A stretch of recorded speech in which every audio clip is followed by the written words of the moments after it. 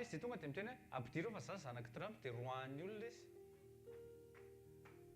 Hitanareo ilay izy tsy tafiditra ao izy satria tsy manana ny identité, tsy manana an'ilay pasy. Tsy diso mihitsy an'ilay gardien tsy mahazo mampiditra azy fa izy ny diso dia tsy mahazo miditra izy. Ka misy fotoana tsika bloquen'ny satana dia tsy bloque daholo ny fiainanao na financièrement na socialement, bloquen'ny satana daholo dia eo ianao dia alao menamenatra kely eto. Dia eo dia ampinan'ny satana hoe popiny eo dia mbola eo dia miaritra eo ihany. Brille! Amen! Izao no tenin'i Jesosy, Jean 15. Raha tafasaraka amiko ianareo dia tsy mahefa na inona na inona. Dikan'izay mila miaraka aminy ianao, mila miaraka amin'ny papa ianao. Ny zanaky Trump raha miaraka amin'ny Trump na tsy manana pasy ary izy tonga dia hita hoe zanaky Trump ty on laisse passer amin'izay avy eo. Tsy mila miteny izy hoe za zanaky ty rangahy ty tsy azo sakananareo fa vao hitany hoe miaraka dia tsy maintsy vahanany dia tsy maintsy fiditra. Ka ny zanak'Andriamanitra tsy natao ho sakanana zany. Amen. Raisy position amin'izay ho fiainanao ny domination. Miomana tsara mihitsy à partir ny mois de mars iny resaka momba an'izay fomba fisainana ananan'ny zanak'Andriamanitra zay tena kaikinao miova. Misy zavatra esorinao dia misy zavatra tsy maintsy volenao. Mentalité tsy maintsy volena. Maly izay mivady ny resaka hoe tadidio fa na ny olona izao tontolo izao ary misy tafavoaka juste pour mentalité fotsiny. Mafy loha izy. Tsy mandray famafisan-doha resahako fa teneniko tsy hoe izay famafisan-doha zay. Mafy loha fotsiny izy dia tafavoaka izy eo amin'ny fiainana. Dia ianao nefa manana mentalité, misy mentalité be da be ao anaty baiboly izay hodiniantsika tsongoloantsika na amin'ny esprit vie na amin'ny inona. À chaque partage jery mentalité tsika mba ho volena ao anatinao ilay izy. Amen.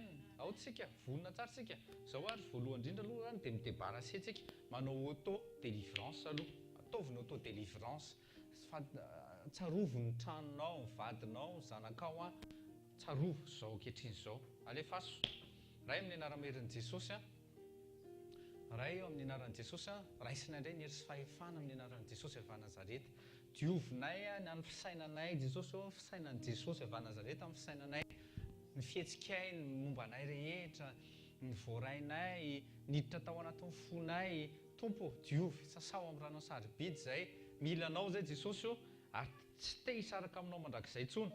Izay nandraisanay hery sy fahefana amin'ny anaranao sarobidy raha io fa ianao no Andriamanitray ianao miasa tao anatinay dia Andriamanitra velona ianao ary indro zay tsy manaiky ho adalain'ny satana intsony fa hibrie zay andeha zay afaka zay amonjo ny olona zay zara fanasitranana ho an'ny olona zay fa androany tompo raisinay ny hery sy fahefana amin'ny anaran'i Jesosy.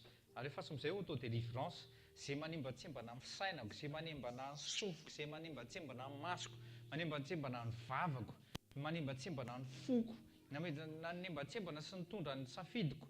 Zay ilay maîtrise de soi teo. Ny safidiko hitondra any amin'ny lalan-dratsy na isaina sy lalan-dratsy handray zavatra ratsy. Efa fantako fa tsy mety. Ny anaran'i Jesosy ny esprit impur ao ambadika izany, ny esprit d'infirmité ao ambadika izany miala amin'ny anaran'i Jesosy. Nara-maherin'i Jesosy isa-maraina ianao manaova auto délivrance. Aza manaiky vesavesarana zioka zany intsony. Libre ianao olona libre ianao ny any amin'izay alianao no tokony libérena. Amen. Fotoana androany isandratany zanak'Andriamanitra amin'izay brille les enfants, aza miaritra zany intsony. Fotoana fanehoanany zanak'Andriamanitra zao tsy fampitantara problème ny hafa eto fa zay ray mitantara problème zao zay io le Exode 1. Ndao tsika hijery an'le Exode 1 Exode chapitre 1 dikan'izany. So dia inona indray zany? Tsy mipetraka tsy mipetraka amin'izay tsy matoritory tsika. Au verset 6, et Joseph mourut et tous ses frères et toute cette génération. Verset 8, il s'éleva un nouveau roi sur l'Égypte qui n'avait pas connu Joseph. Il dit à son peuple, voici le peuple des enfants d'Israël les plus nombreux et plus puissants que nous. Allons, agissons prudemment avec eux, de peur qu'ils ne se multiplient et que s'il arrive quelque guerre, ils ne se joignent aussi à nos ennemis et se battent contre nous et nous montent hors du pays. C'est pourquoi ils s'établirent sur lui des chefs de corvée pour l'affliger par leur fardeau. Ils bâtirent pour Pharaon des villes avec des magasins, Python et Ramsès. Mais plus ils l'affligeaient, plus il se multipliait et s'accroissait. Et ils avaient à contre-cœur les enfants d'Israël. Amen. Zavatra mitranga. Tsika rehefa miaraka amin'Andriamanitra dia tadidio fa Satana tsy faly.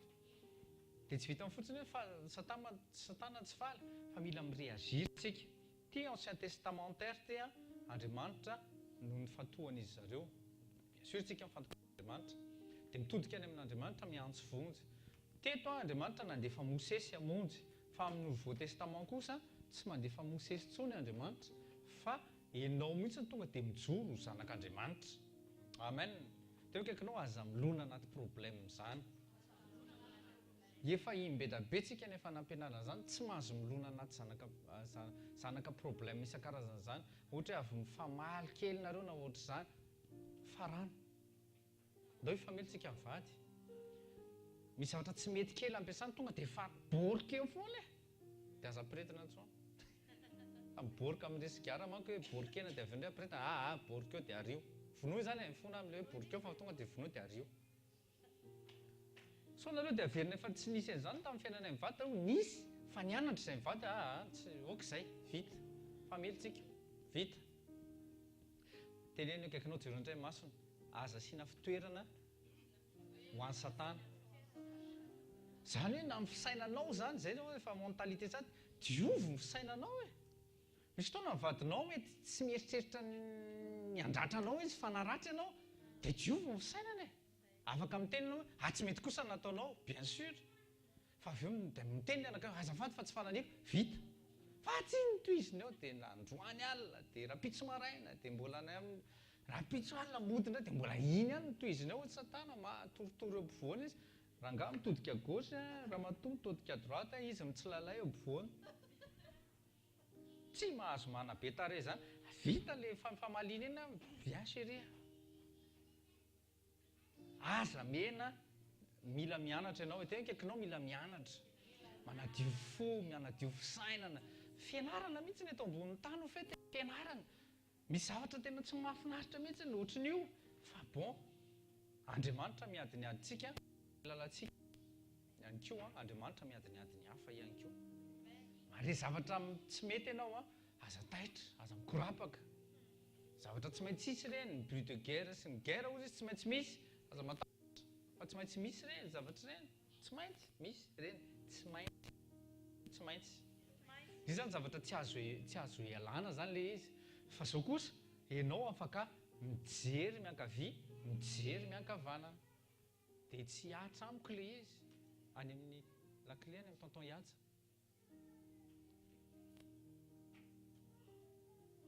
Amen. Ao tsika. Tsy miatra amiko. Tena hoe tsy miatra amiko. Dao tsika maka psaume 91 dia hanomboka amin'ny fotoana.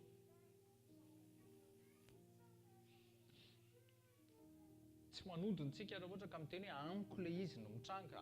Vakio ny baibolinao dia teneno, proclame c'est moi. Ohatrany hoe verset 3 zao hoe assurément il te délivrera. Teny mihitsy, assurément il me délivrera du filet de l'oiseleur. Psaume 91 raha miteny gasy dia ataovy court, miteny frantsay dia ataovy je na moi.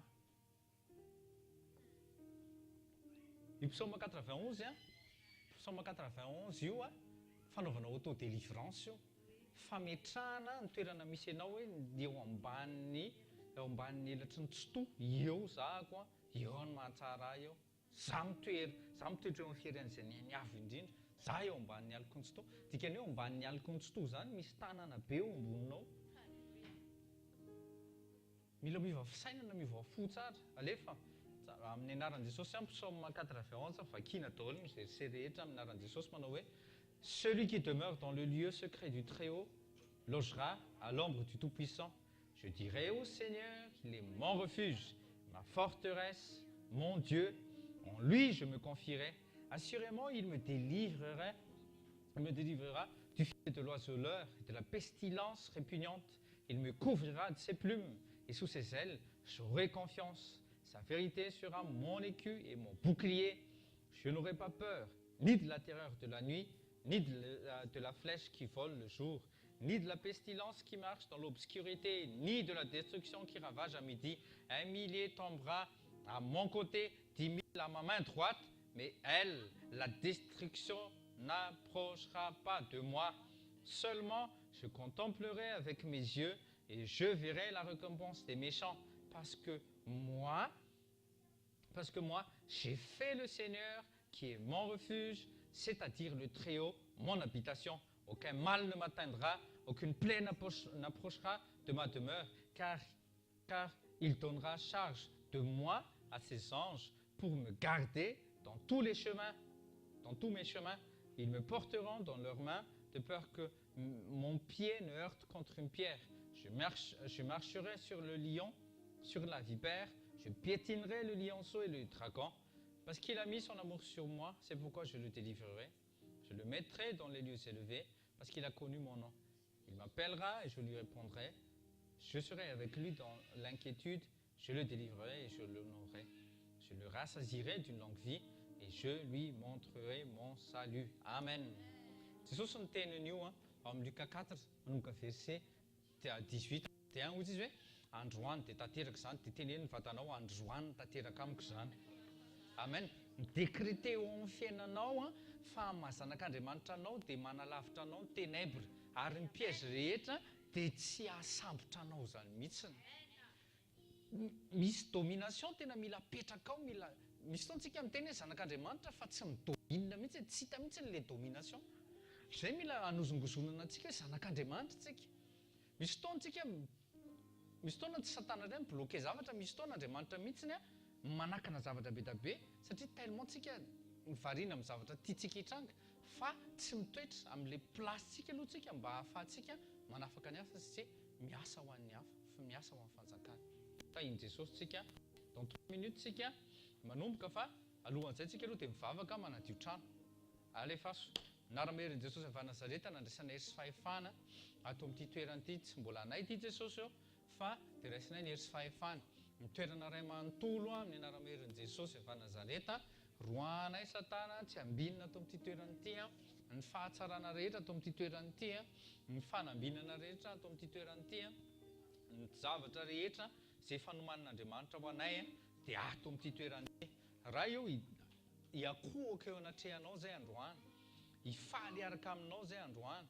Ianao dia Andriamanitra tsy miova, Andriamanitra omaly, anio ary mandrakizay ianao dia maneho ny fahatsaranao, maneho ny herinao, ka ny herinao mampijoro anay indray androany. Ny vavaka izay nasandratray tsy mbola ho asandratray dia fantatray fa ianao dia Andriamanitra miheno sy mahare anay. Tompo Ray Masina, raisinay tanteraka ny fitoeranay eto androany amin'ny anaranao sarobidy raha eo. Amen. Amen. Teo kaikanao mivonona tsara avy ianao hoe hiadorentsika. Tonga dia miditra ianao. Miditra fa tonga dia io tonga dia teny ny natao. Alléluia. Anatin'ity hiri ity dia tena mifantohy ianao fa ny masonao midira tseritra. Ataovy izay tianao, volavolao ny fonay sy ny fisainanay iray manontolo. Sotranao zay fa ny masina fa eto ianao.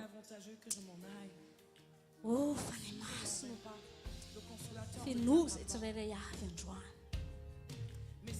Afao izay ny amin'ny fahefan'ny hery-maizina, izay ténèbre izay mety nandrakotra ny fisainanay androany dia ho brisenao. Merci Saint-Esprit d'être là. Oh Saint-Esprit, change nos mentalités aujourd'hui dans ta présence. Délivre-nous Saint-Esprit. Oh descends, descends Saint-Esprit. Oh tu descends, oui, tout s'arrête. Il y a transfert entre ciel et terre. Quand il descend, l'atmosphère change. Change l'atmosphère, Saint-Esprit, aujourd'hui. Transfère-nous la nature divine aujourd'hui. Quand il descend, oui, tout s'arrête. Il y a transfert entre ciel et terre. Quand il descend, l'atmosphère change. Il y a transfert entre ciel et terre. Quand il descend, oui, tout s'arrête. Il y a transfert entre ciel et terre. Quand il descend, l'atmosphère change nos vies, Saint-Esprit. Change nos pensées, Saint-Esprit. Le Saint-Esprit est là. Le Saint-Esprit est là. Le Saint-Esprit est là. Le Saint-Esprit va faire la différence aujourd'hui. Il va faire la différence dans ta vie. Le Saint-Esprit est là. Rends-nous conscients de ta présence, Saint-Esprit. Rends-nous conscients de la réalité de ta présence en nous, Saint-Esprit. Le Saint-Esprit est là. Le Saint-Esprit est là. Les maladies s'enfuient, les aveugles voient, les paralytiques chantent de joie. Oh, merci Saint-Esprit. L'enfant, les sourds entendent sa puissance, sa puissance. Oh Saint-Esprit, que ta puissance agit en nous aujourd'hui. Merci parce qu'aucune maladie ne peut demeurer aujourd'hui, parce que la puissance du Saint-Esprit est là aujourd'hui. Merci Saint-Esprit de fortifier ceux qui sont fatigués, ceux qui sont accablés. Merci Saint-Esprit d'ouvrir nos yeux spirituels aujourd'hui. Puissance, puissance. Invoque le Saint-Esprit dans ta vie. Désire le Saint-Esprit aujourd'hui qu'il apporte ce changement. Désire le Saint-Esprit qu'il apporte la différence. Nous ne sommes pas dans une religion. Oh Saint-Esprit, révèle-nous la vie divine en nous, Saint-Esprit. Télécharge-nous le caractère de Dieu. Télécharge-nous toute la nature divine en nous aujourd'hui, Saint-Esprit. Oh merci Saint-Esprit. Nous tournerons, Saint-Esprit, aujourd'hui dans ta présence. Merci d'être là parmi nous, Saint-Esprit.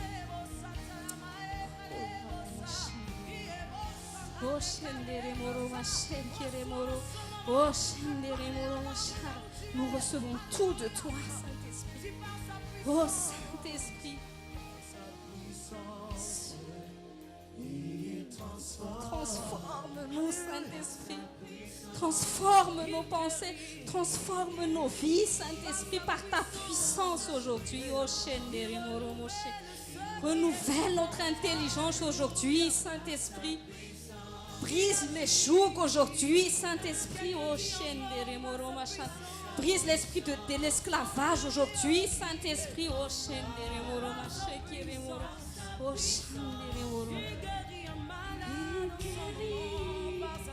Qu'importe les maladies qui sont en ce lieu, le Saint-Esprit va apporter la guérison dans le nom de Jésus.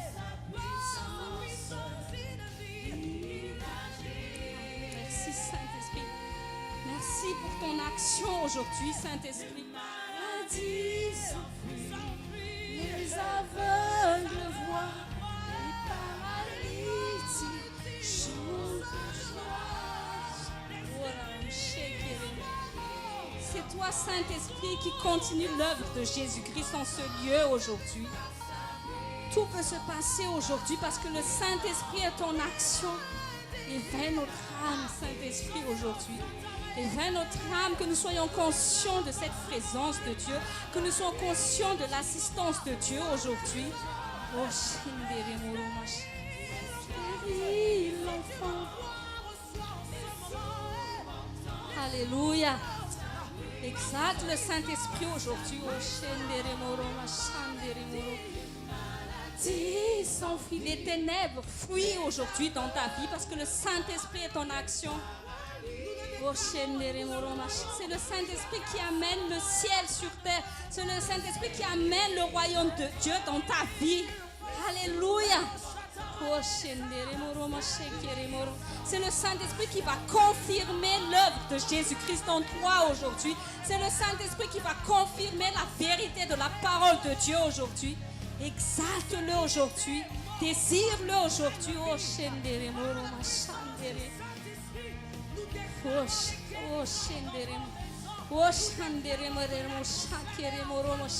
Nous déclarons la vie aujourd'hui.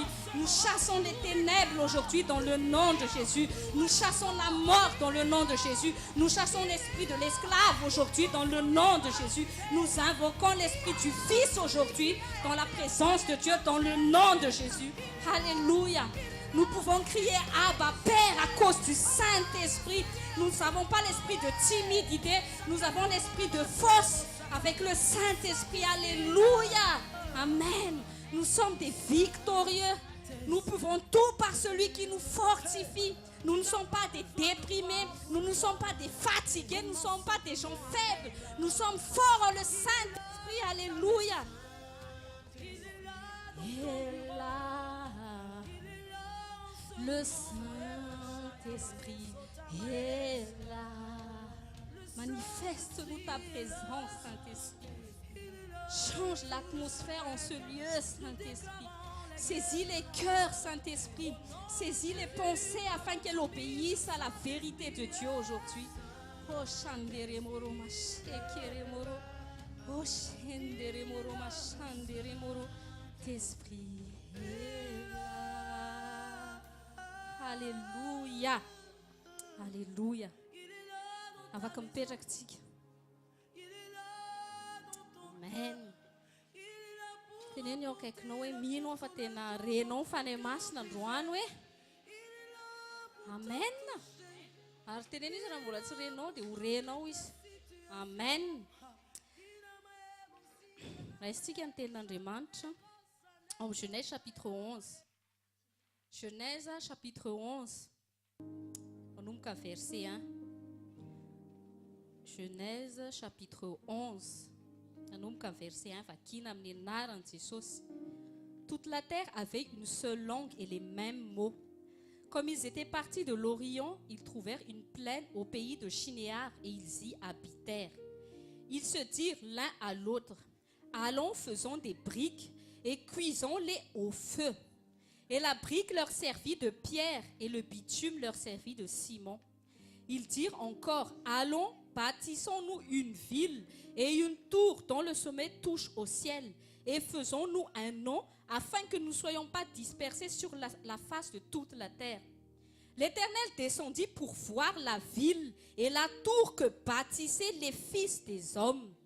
Et l'Éternel dit, voici, ils forment un seul peuple et ont tous une même langue. Et c'est là qu'ils ont entrepris. Maintenant, rien ne les empêcherait de faire tout ce qu'ils auraient projeté. Allons, descendons et là, confondons leur langage, afin qu'ils n'entendent plus la langue les uns des autres. Et l'Éternel les dispersa loin de là, sur la face de toute la terre, et ils cessèrent de bâtir la ville. Amen. Yom les versets 6. Et l'Éternel dit, voici ils forment un seul peuple et ont tous une même langue. Et c'est là ce qu'ils ont entrepris. Maintenant rien ne les empêcherait de faire tout ce qu'ils auront projeté.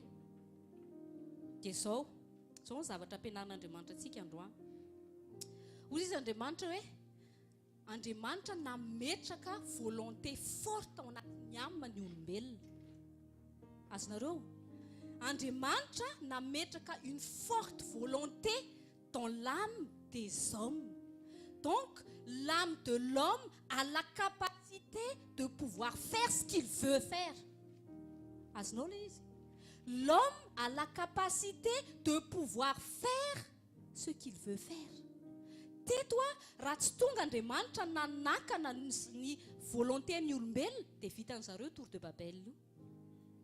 Azonareo le izy? dia io izy izy Andriamanitra efa nazavain'ny pasteur kely teo moa ilay izy ozy hoe be da be ozy izy ny kristiana dans la frustration mahita ny jentilisa mavita manao zavatra mihoatra noho izy azonareo ilay izy inona vao nanamboatra ny olombelona Andriamanitra dia niamany olombelona dia nasian'Andriamanitra kapasité afaka manao zavatra be da be izay mampatonga antsika mahita ny jentilisa mavita réaliser ny rêvany par sa propre volonté humaine indépendamment de la volonté de Dieu. Tenenao kaikinao maharaka ve ianao satria na Andriamanitra efa nametraka an'io ka na ny olona zany na tsy tera-baovary dia ao anatin'ny aman'ny olombelona efa misy don déposé-ny Andriamanitra. Maharaka ve zasenao zay natonga n'Andriamanitra zay natonga ny asafa seka voafitaka satria ny asafa tonga zany fa maninona ny jentilisa mavita manao zavatra dia tonga ny succès dia ozy izy Andriamanitra Tour de Babel c'est l'image même de l'ambition. Tanareo ny olona reny star je suis prête à tout à réaliser mes rêves. L'ambition est une puissance dans l'âme. C'est pour ça qu'il y a beaucoup de païens qui réussissent, qui ont le succès sur terre. Parce que Dieu a mis dans l'âme de l'homme, l'homme a vraiment une capacité. C'est pour ça qu'il a été créé à l'image de Dieu.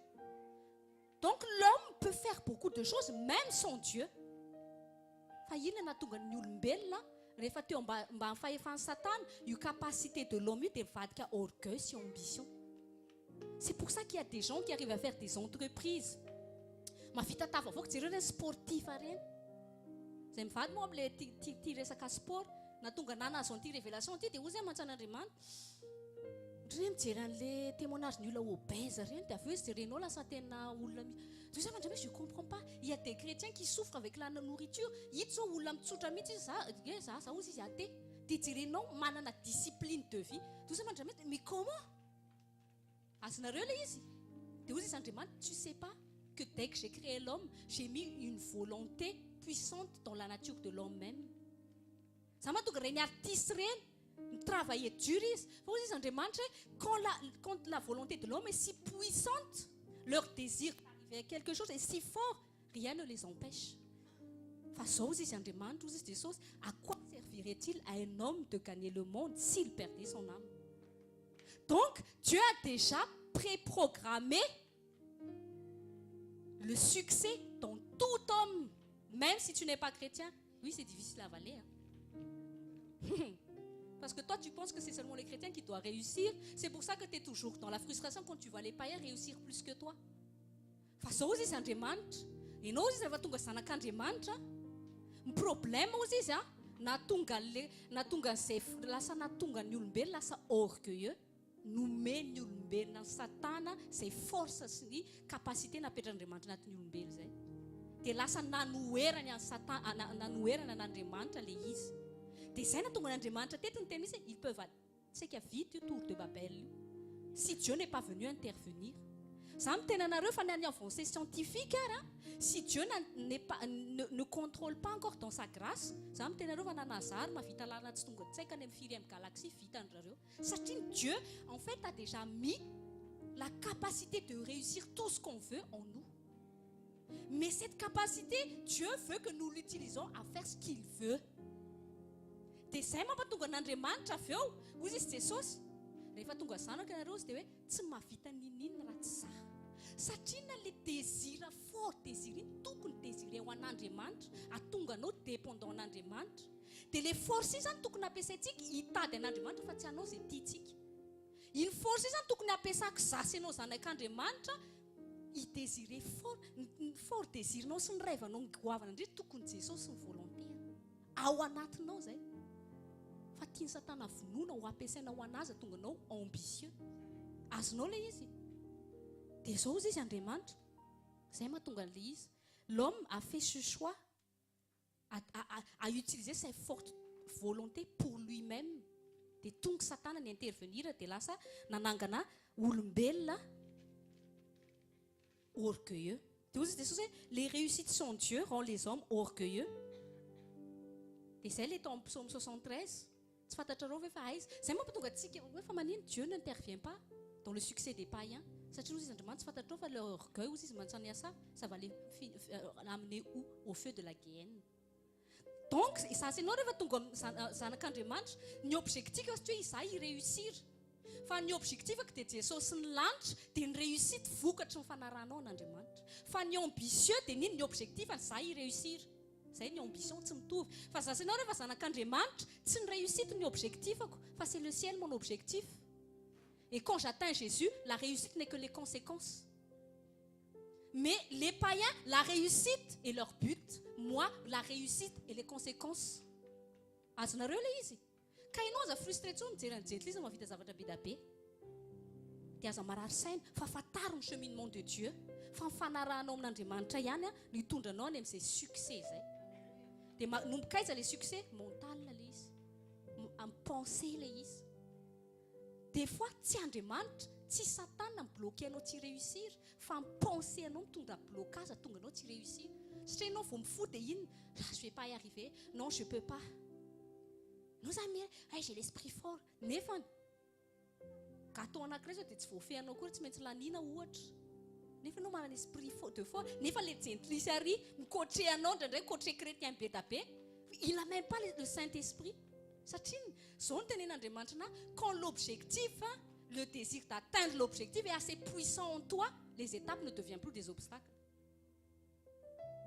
Averiko. Quand l'objectif, le désir d'atteindre ton objectif est assez puissant, aucune étape ne devient un obstacle pour toi. Fa mahatonga anao tsy mety tonga any amin'ny objectif an'Andriamanitra satria fataro zao fa Jesosy n'est pas encore un grand désir pour toi. Amen. C'est pour ça que la persévérance, Dieu l'a déjà mis naturellement en nous.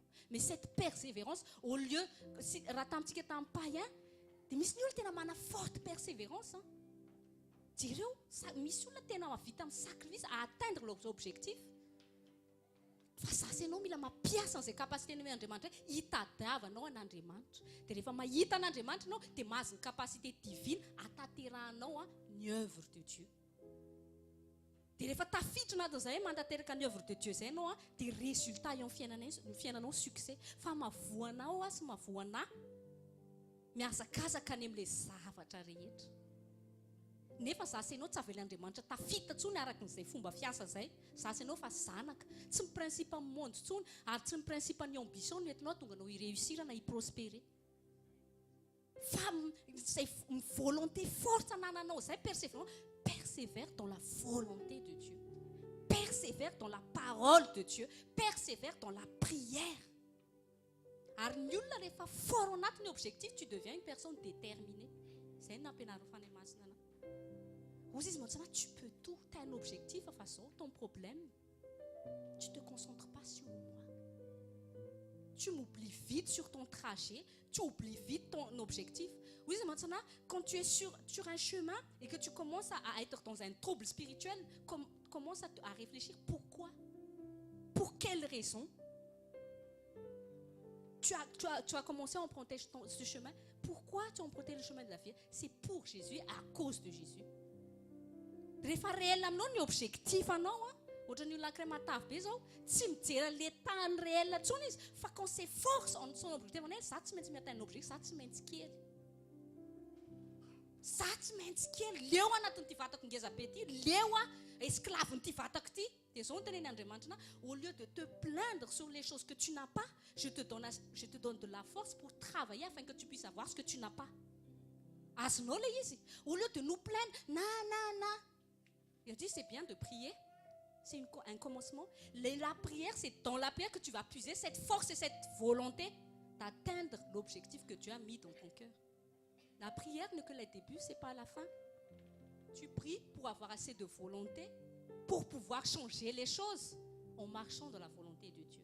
Alléluia. Donc, arrête de te morfondre, j'ai pas d'action, ça ne change pas la situation, mon enfant. Persévère, puise la force dans le Saint-Esprit par la prière. Afin que tu aies la force de persévérer dans la volonté de Dieu, dans la vérité de Dieu. Afin que cette pensée, c'est dans la prière que la pensée humaine va être renversée. Et renverse cette pensée de l'esclave. Et Dieu te donne la force de changer ta situation. Tu n'es pas dominé par ta situation. Tu n'es pas esclave de la réalité. tu vas prier genoux afin que la vérité de Dieu soit réelle dans tes pensées, qui va commencer à te transformer, changer ta manière de parler et influencer tes actions. Et c'est là que tu seras sur le chemin du succès. Alléluia, amen.